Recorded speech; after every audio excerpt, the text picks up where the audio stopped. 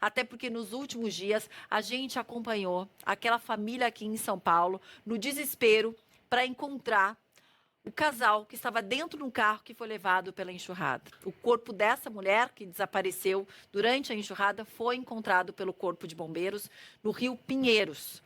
O carro do casal Maria Deusdete, de 67 anos, e Marcos da Mata Ribeiro, de 68, foi levado pela enxurrada durante as chuvas da última sexta-feira, na região do córrego Morro, ali no córrego Morro do Oeste, na zona sul de São Paulo.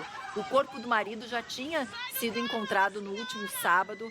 Os familiares estavam acompanhando ali os bombeiros nessa busca, reconheceram o corpo dessa mulher, infelizmente. Converso agora, então, com a tenente Olivia Perrone Caso, que é porta-voz do Corpo de Bombeiros. Tenente, obrigada por conversar com a gente. A gente acompanhou o desespero dessa família. Queria que a senhora explicasse mais para a gente, nesse momento, o que aconteceu ao longo da enxurrada, como que esse carro pôde ser levado assim para tão longe e o que dificultou tanto o trabalho de vocês para encontrar o corpo do homem, né, nos últimos dias, mas o da mulher hoje também. Boa tarde, bem-vinda por aqui. Olá, boa tarde. O Corpo de Bombeiros, na sexta-feira do dia 16, nós fomos acionados em torno das 18 horas para essa ocorrência do vídeo. Nós recebemos essas informações, no começo eram um pouco desencontradas. Algumas pessoas falavam entre 3 a 4 pessoas no interior do veículo. Porém, foi confirmado logo em seguida, na mesma data, pelos familiares do casal, que realmente seriam duas vítimas apenas, um casal dentro do veículo. E as imagens impressionam, porque a força d'água ela é muito grande, então aí você vê o risco de você se expor nessa situação. Facilmente consegue arrastar um carro.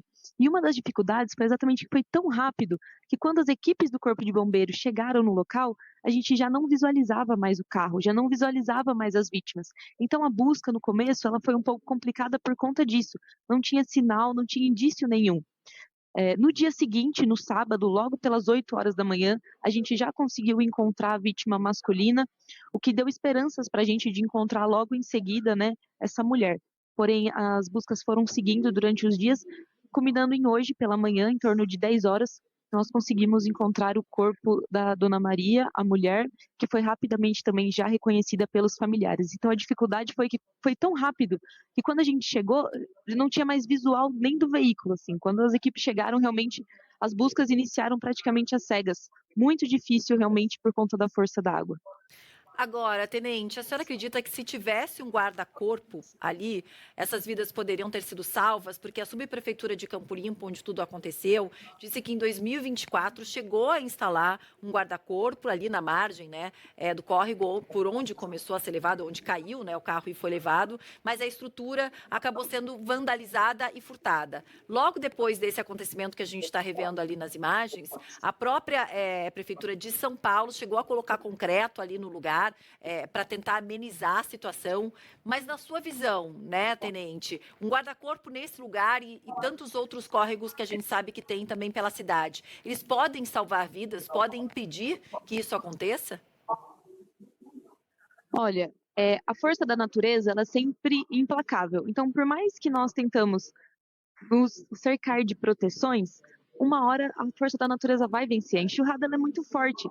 Porém, eu acredito que o máximo de eh, precauções e guarda-corpos ou qualquer outro tipo de ferramenta de segurança que a gente puder incrementar, com certeza vai auxiliar.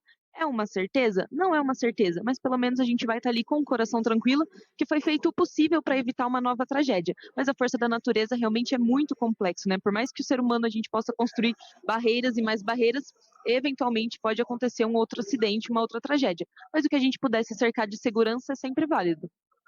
Para hoje, né, tenente, a gente está com previsão de novo de muita chuva. A gente estava vendo há pouco, inclusive, imagens ao vivo aqui da Marginal Pinheiros, com bastante chuva nesse momento, visibilidade reduzida, as imagens agora aqui na tela, trânsito já se formando ali na região, porque o ideal realmente é as pessoas, os motoristas, né, reduzirem a velocidade.